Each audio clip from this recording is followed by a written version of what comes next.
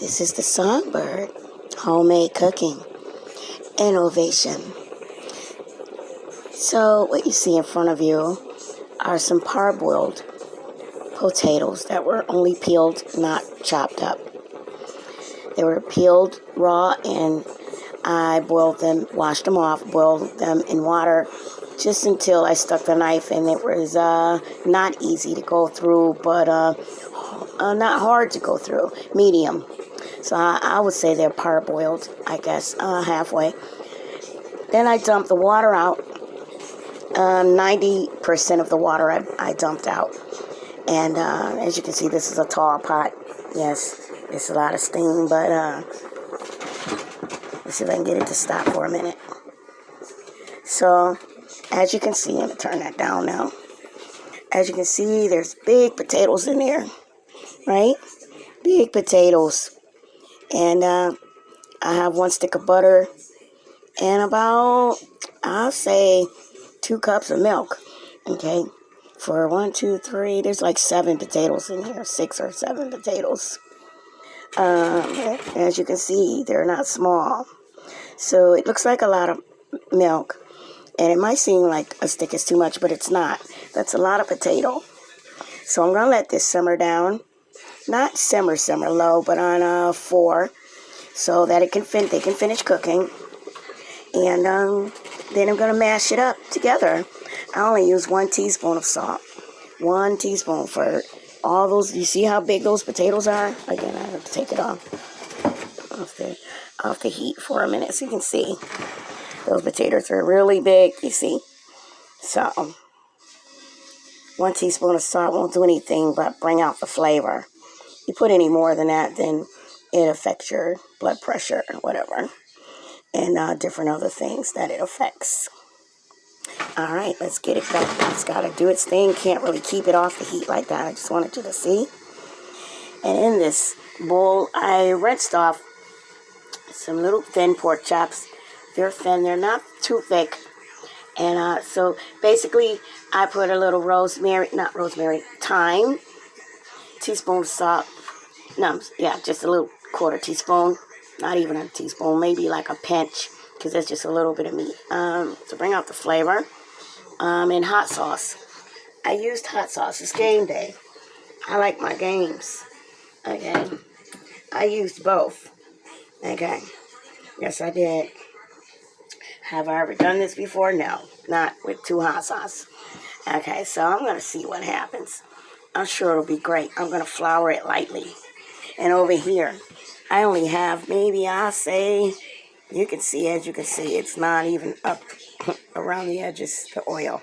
It's not much oil. It might be a 1/4 cup. I think it might be a 1/4 cup. Either way, that's all the oil I'm using to fry these pork chops. They're not deep fried. I don't want them deep fried, submerged in oil. Just enough to get the crust and get them done on the inside, which won't take long. And if they were thicker, then you make the crust on both sides. And you put them in the oven and let them finish the rest of the way. So that way you have the crust, but you don't have all the extra oil of submerging the meat in deep oil. Innovation. Innovation. So anyhow, I've been out in the snow and the weather. I love it, the elements. But that doesn't bother my throat. What bothered my throat was... what was I doing? Yeah, I was lifting something so heavy. I didn't feel it at the time. It didn't hurt. And then afterwards, oh my God, it hurt. It woke me up out of my sleep so bad I was screaming. That was the day before yesterday. I woke up screaming. The pain was so unbearable. I guess those are muscles I haven't used in a really long time.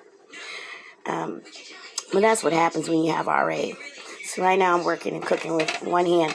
And I'm going to have just a can of corn to go with it. The mashed potatoes. So this is part 1. Innovation.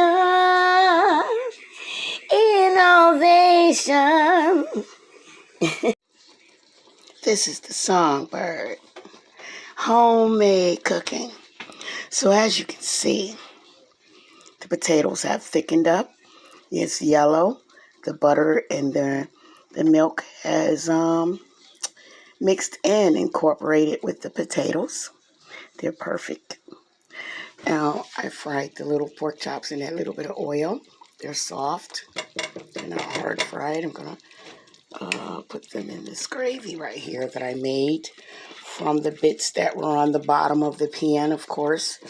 And, you know, and the flour that I actually mixed it, the fresh flour that I used to cover the pork chops, was on the bottom of the pan.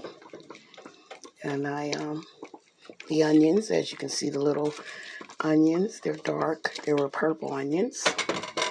And I'm not gonna really smother them 100%. Just gonna put them in that way.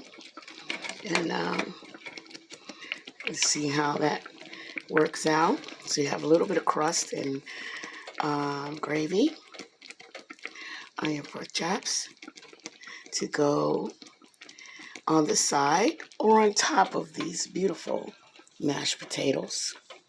And they are delicious.